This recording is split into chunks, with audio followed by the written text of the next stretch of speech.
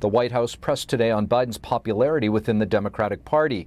NTD's Iris Tao has more on a new poll and the administration's response. According to a poll released Sunday by ABC News and The Washington Post, only 35% of Democrats and Democratic-leaning independents favor Biden for the 2024 nomination.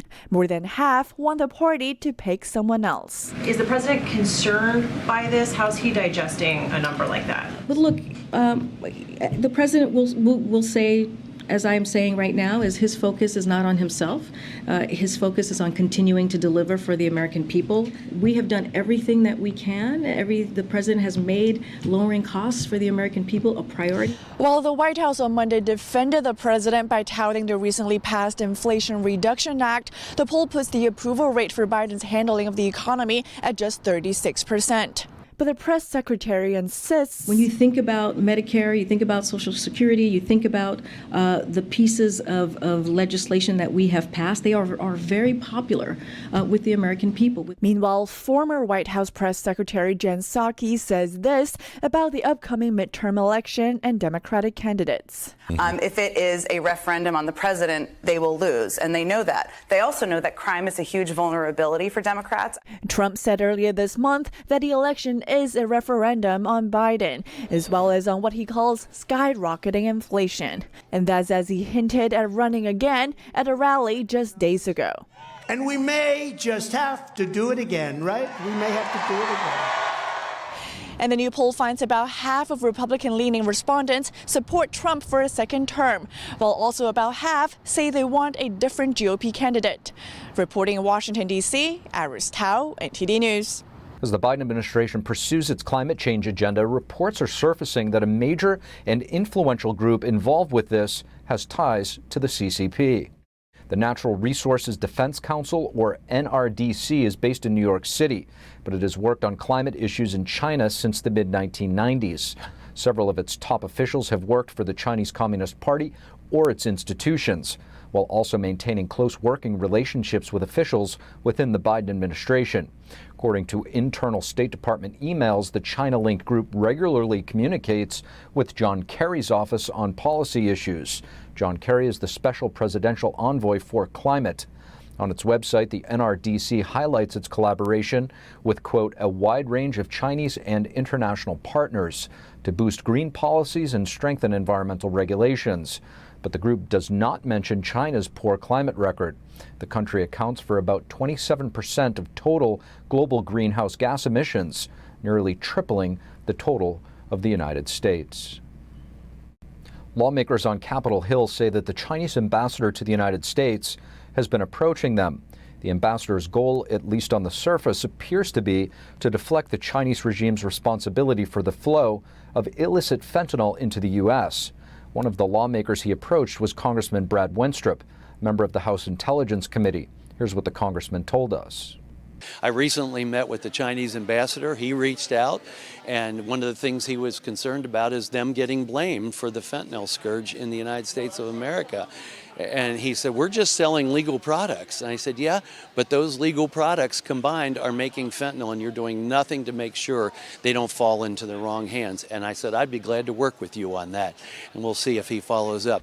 The majority of fentanyl and related substances trafficked into the U.S. are originally sourced from China. While the Chinese regime in 2018 pledged to crack down on fentanyl production, experts say little has been done since then. And in August, China stopped cooperating with the U.S. to counter narcotics in retaliation to House Speaker Nancy Pelosi's visit to Taiwan. In their recent plan, House Republicans promised to implement strict oversight into China's role in the drug crisis. That is, if they win the House this November. Texas Congressman Michael McCaul is the Republican leader of the Foreign Affairs Committee. He also heads the China Task Force.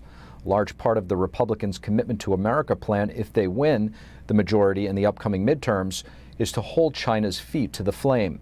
We had a chance to ask him about this recently. Well, yeah, I chaired the China Task Force, had a lot of recommendations.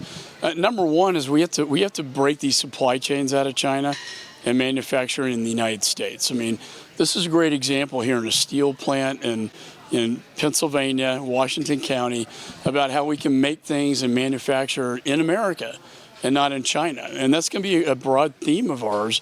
is to stop this being dependent on China and bring the manufacturing right here to the United States. There are a lot of critical assets like medical, rare earth minerals, semiconductors that we have to do here to protect it. And the other thing that we'll be working very hard on is stop exporting this technology that goes into China's war machine.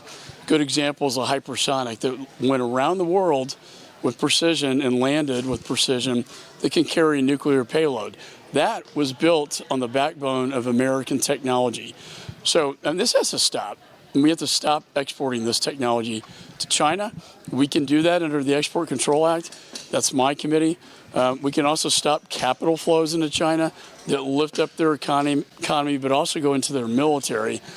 For God's sakes, the United States of America should not be arming China. Congressman, your colleague Whip Steve Scalise said that it's still very important to follow up on China in terms of the origins of the virus. Tell us about what you guys will do on that front. Well, I released my Origins of COVID-19 report out of the Foreign Affairs Committee. It was very damaging that it was a modified, genetic modified virus that came out of the Wuhan lab. It was a very careless, it was at a level 2 facility, not 4. We believe it leaked out of the lab. When we look at the satellite imagery, everything that was going on in September of that year, that we feel very confident it came out of the lab.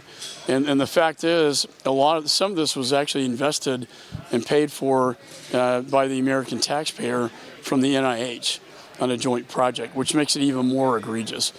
We need to get to the bottom of that to make sure it never happens again.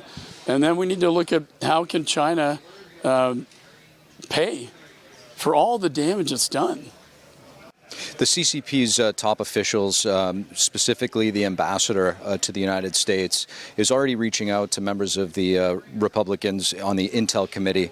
How important is it, and what's your message to China when they're trying to message this way? It's propaganda.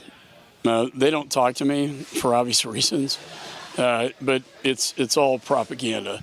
It's all based on deceit and lies. If they were serious, they would stop stealing our technology, our intellectual property. The Houston consulate shut down for a reason. In my home state, they were stealing from the Texas Medical Center.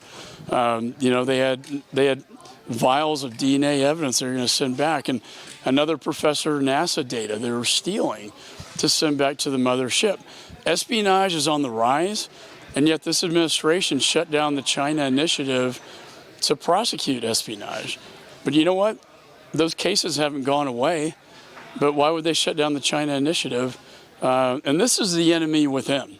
And we see it through the 1,000 Talents program, like what we saw Texas Medical Center, but also just the outright espionage that takes place. Congressman, thank you so much. Yeah, thank you.